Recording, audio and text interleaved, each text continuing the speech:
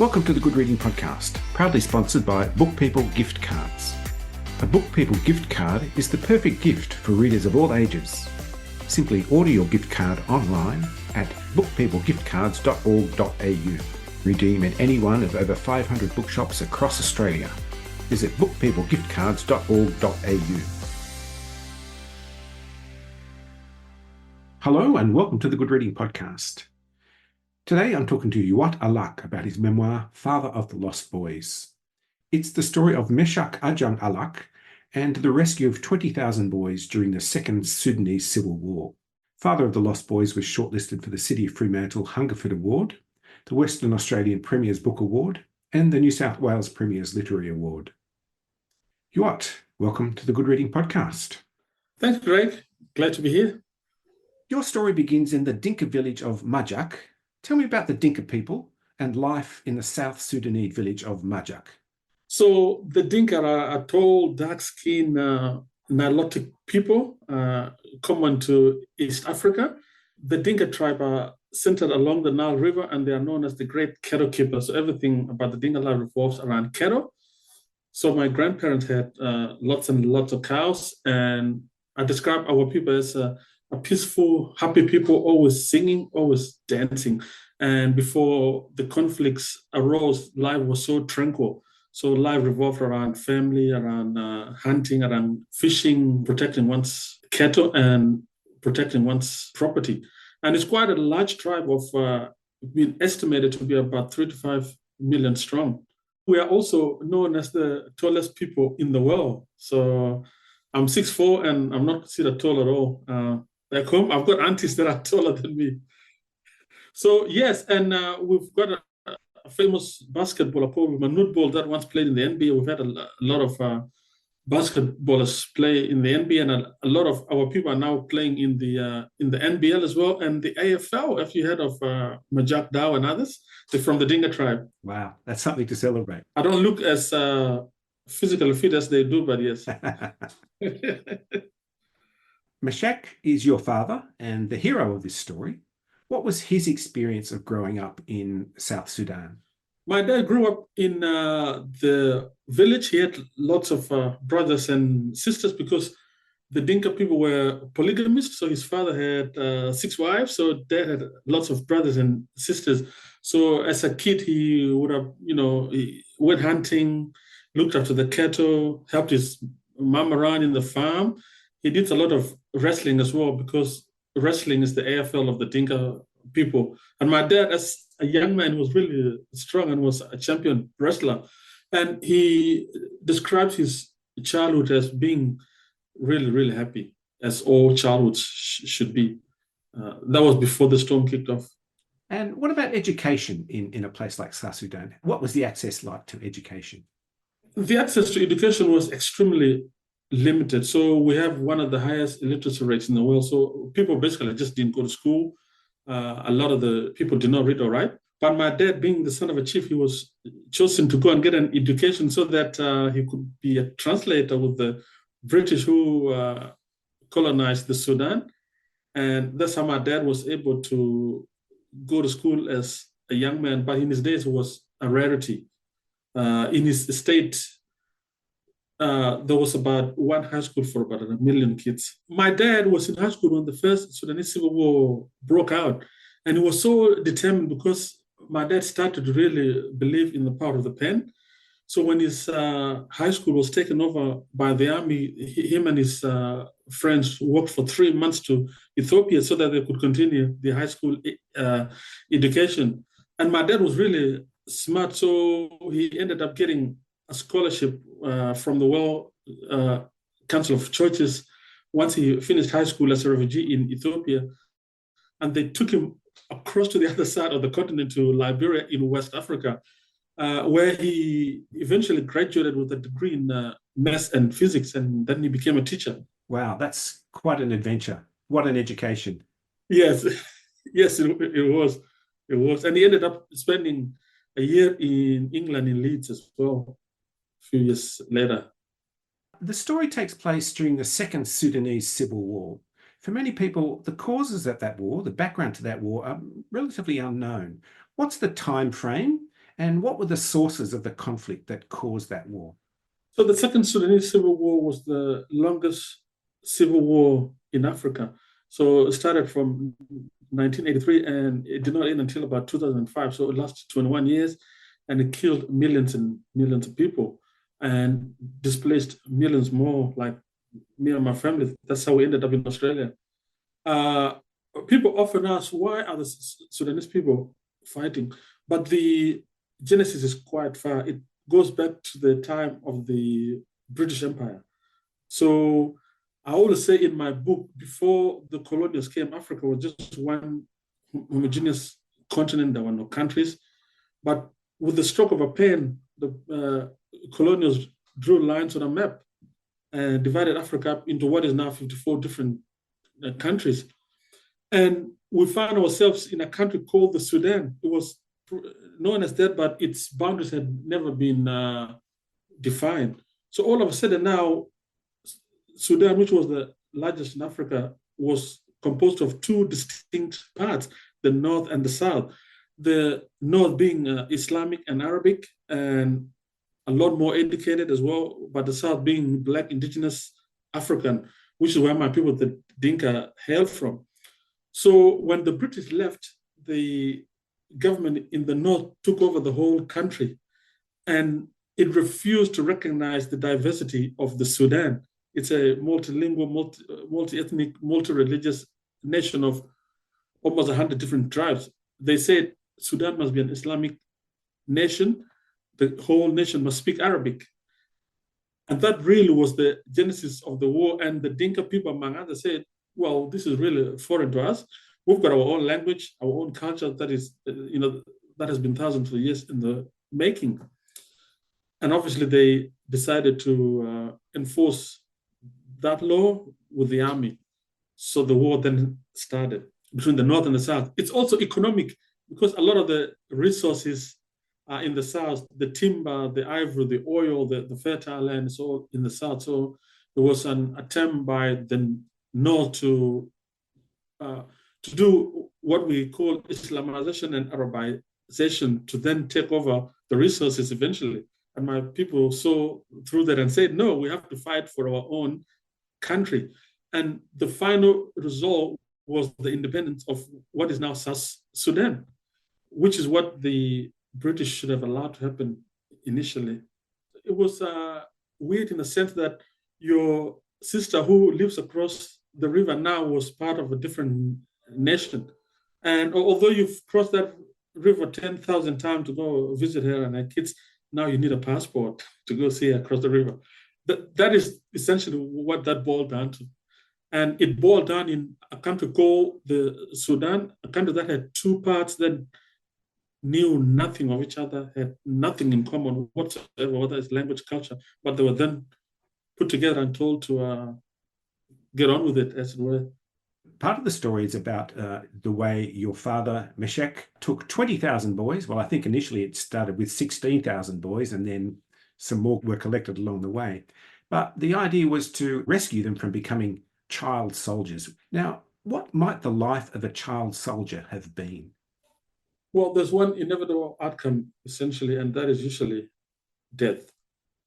So my dad's attempt was to find an alternative for these kids, for ways that they could help their nation, help their families. And my dad was a strong advocate of the power of the pen. And he often said the pen is mightier than the gun, which was a hard sell because the story of the child soldiers, quite often the common narrative is that these are kids dragged out at night from their huts, screaming and kicking, and they are forced to do horrible things, which is true in some cases. But for a vast majority of South Sudanese kids, these are children that had seen so much damage done to their families, seen their families killed, their villages burned down, horrible things done to the people they loved and the villages they loved. And they were determined to pick up the gun and fight. So, and I was one of those that was really angry and wanted to become a soldier so that I could defend my beautiful village. But my dad thought otherwise. a lot of the other kids that actually picked up the gun and went to fight as child soldiers, pretty much none of them came back. How did your father manage to convince so many boys to walk with him rather than take up arms? My dad is quite a clever person. So in essence, he had to convince me first as his son to actually not sacrifice my life and to become a child soldier, but that there were other ways of doing that. And he said, if you pick up the gun, that is the only thing you can ever have. But if you pick up the pen, that pen can allow you to even learn how to manufacture a gun. And my dad used to say, you see all these planes that used to come and bomb your villages. If you get an education, maybe you can figure a way to stop them and help your country. So he really instilled that slowly. And he often said, don't fight with anger, fight with calmness and fight with time. So, and slowly kids started to see the value of the education. Obviously a very persuasive man too. Yes, he was. There's some terrifying moments in your book, and one in particular struck me. It's a river crossing. Your father is faced with taking up to 20,000 boys across a river infested with crocodiles. You were part of that group. What was that experience like for you? For me, it was quite a scary experience with a river that's, brimming, nearly bursting, full of crocodiles. But behind us is a rebel army that is also eager to kill. And a lot of tragedies happened on that river, and that some canoes overturned, and kids died. And then my dad had to even do more convincing. But to him, it was quite simple. He said, you can get in this canoe, attempt to go across the river. Otherwise, you can just wait here. The rebels will come, shoot you, you'll fall in the river, and the crocodile will just tear you into lots of pieces. Which one is it? So it was, yeah. So it was very stark, very stark choices indeed. What was the destination, the ultimate goal of this trek? Where were you headed? To be honest, we didn't really have a destination. We were just trying to survive, essentially. But our nearest target was a town across the other side of the river called Bachala. We believed there we would be a little bit safer. Because what happened when the war in Ethiopia started, the Ethiopian rebels who were sponsored by the government of Sudan, who had been trying to annihilate us for so long, they were not affording us safety anymore. So my dad was actually forced to take kids from one war zone into another. Those were his two options. He said either this war zone or the other war zone. And he believed that at least in South Sudan, we will know the terrain, we might be able to defend ourselves there. So the aim was to escape the war and go back into South Sudan in the hope that things would be a little bit better there. But we did not have a real clear destination. Eventually, you found yourself or made your way to Nairobi, the capital of Kenya, but from there to Adelaide. And I'm very curious to know what you knew about Adelaide and how did you find life when you finally touched down in Adelaide? Well, we didn't really know anything about Adelaide. We didn't even know anything about Australia. So once we had gone through all the application, we had been to the Australian embassy in Nairobi, we done the interview, the medical. They gave us a little booklet about Australia. So we read, and there also there was like a page with a few indigenous people in it. Say, oh, there are indigenous people, and I show my dad. I said, Dad, look, we're not going to be the only Black people in Australia, because so and then once we were fully approved at the end, they asked my dad to say, okay, congratulations, you've been accepted as refugees in Australia with your family. Where would you like to go? And my dad said, I don't know. And they brought out that book again and said, oh, in the east we have the state of Queensland, capital is Brisbane, then we have Western Australia, and then here we have a state called South Australia. My dad said, I'll go to South Australia. Because I'm from South Sudan, at least I can still call myself a Southerner. And that's how we ended up on a plane to Adelaide. So it was all based on the word South. Yes, so knew nothing, knew nobody at all. And then when we arrived, the first thing that shocked me was there was no one on the streets. So as soon as we were driving from the airport, I asked my dad, where's everyone? Because in Africa, there's kids playing in the corner, there's women walking around, the whole place is lively, but there was no one outside. And we could not believe that. And I asked my dad, where is everybody? And my dad said they're probably all playing video games or something.